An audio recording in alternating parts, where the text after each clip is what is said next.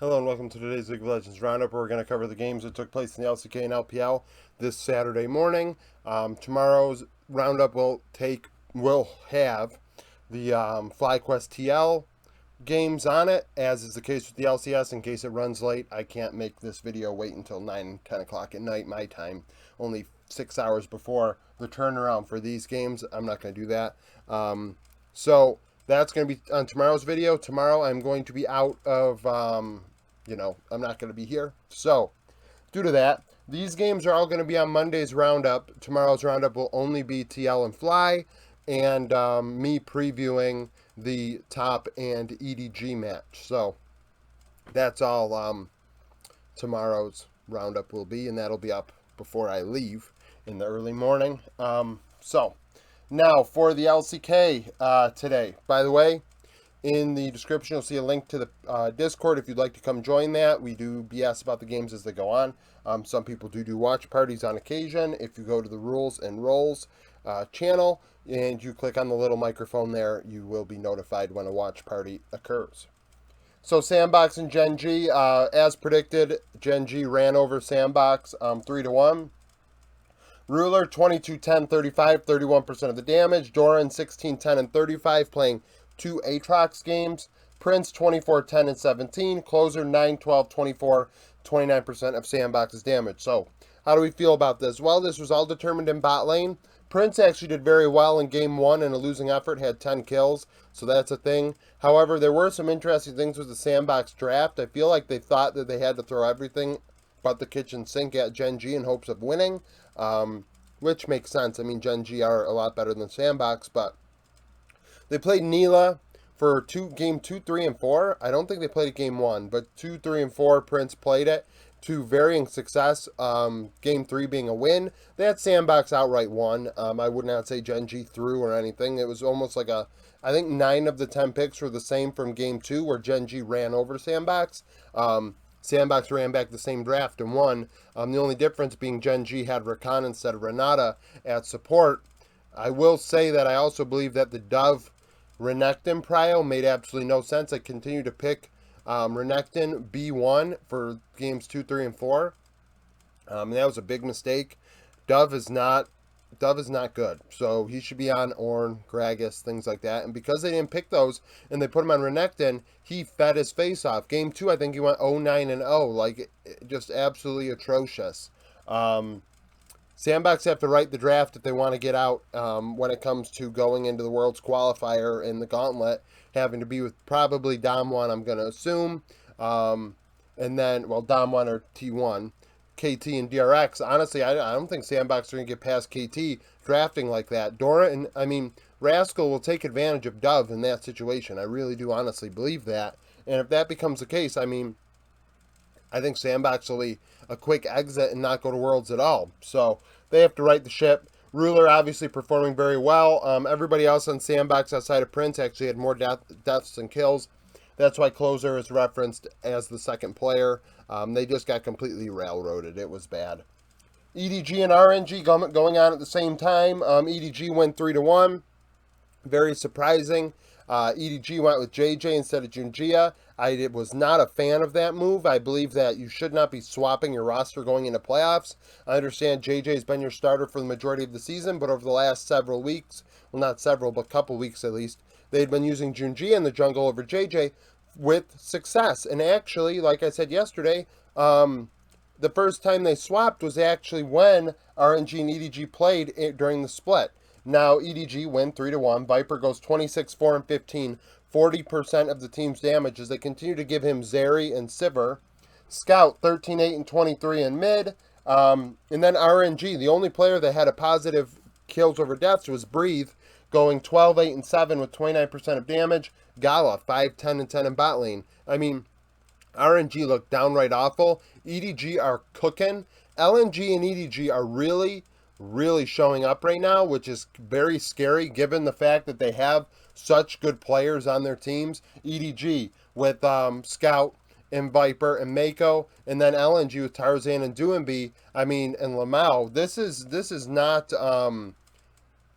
going to be easy for top against EDG in a couple days. And RNG now have to try and qualify.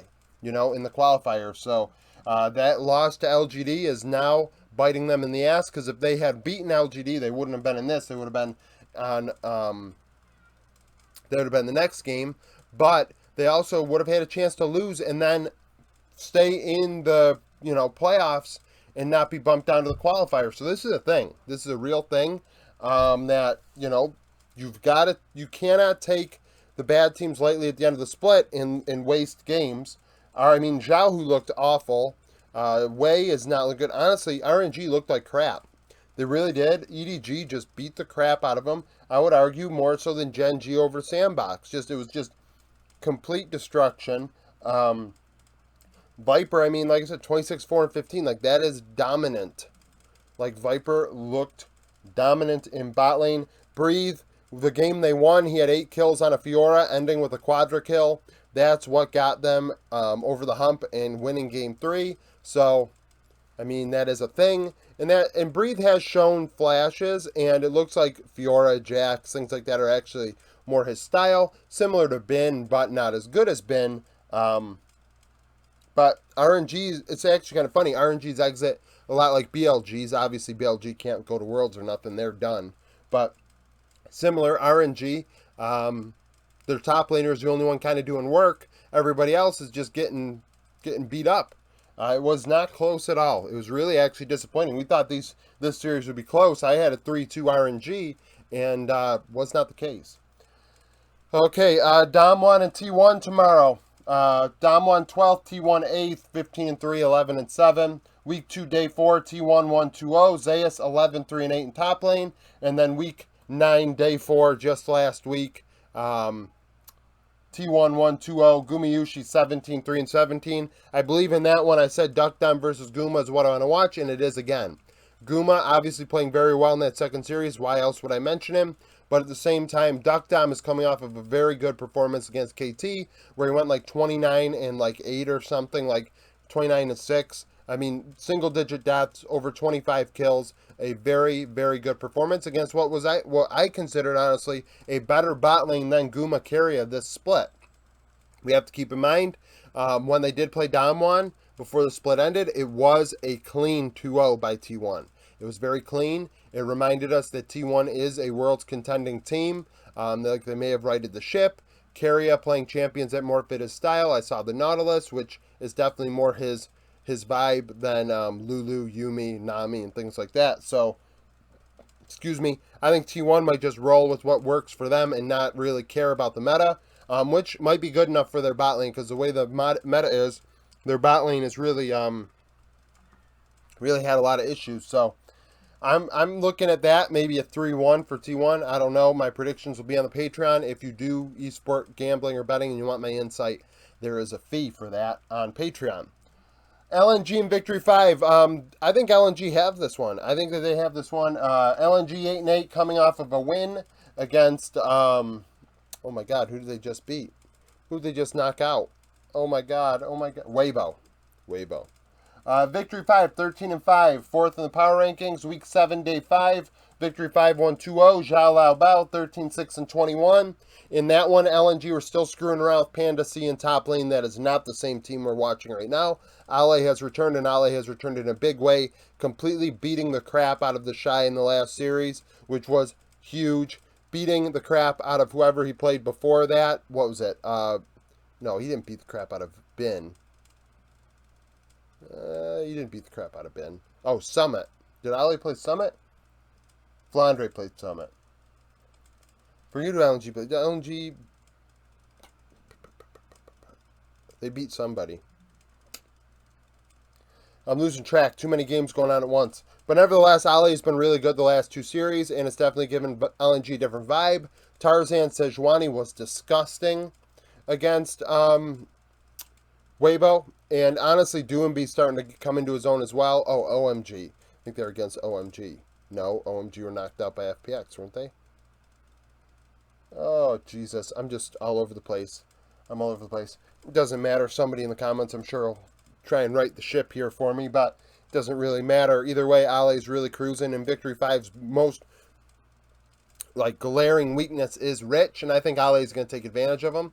And maybe they, if Sandbox don't do what Sandbox, well, if Sandbox, Jesus, if Victory 5 don't do what Sandbox did and put a guy that should be on a tank on something like a carry or, a Renekton, then maybe they're okay. Victory 5 say, okay, Rich, you're on Gragas and Orin duty. Just stay over there. Honestly, that might be their best play. Otherwise, honestly, I think LNG have the edge because Tarzan's playing very, very well, and I think he's going to take advantage of Zhao Lao Bao. So what are they going to do? Well, maybe they pull Karsa out. Karsa should be playing, in my opinion. I think that is their best 5, but they're not using him. So that'll be a close one. That's going to be a close one, and I think Victory 5 are really kind of throwing their season by, screwing around with the roster the way they are. Finally, C9 and CLG, they split this split, going 1-1. Cloud9 10-8, CLG 11-7, week 3 day 1, C9 1. Jensen went 4-0-6 in mid, week 7 day 1. CLG 1, contracts 8-1-5. Berserker versus Luger is what I want to watch. The last time they played, CLG pulled out a Seraphine bot, and that's why they won. Playing that bot lane has brought them a lot of success this split. Definitely the team that's using it the most across the 4 major regions.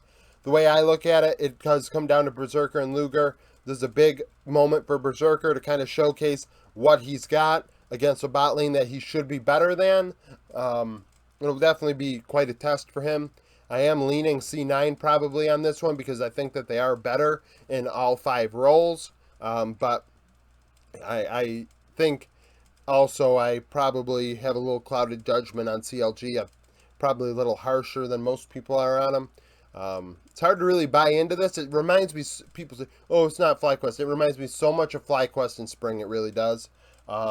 So, I mean, we'll see which version of C9 shows up. C9 should win, but it'll be a test. So, like I said, tomorrow's video is only going to have TL and Fly on it in the preview of Top and EDG. All these 3 games are going to probably be on Roundup for Monday. So stay tuned for all of that. Subscribe to the channel so you're notified when those videos go up. Thank you for watching. Go to the Discord if you want to. And yeah, like I said, thank you for watching, and I hope you come back for more.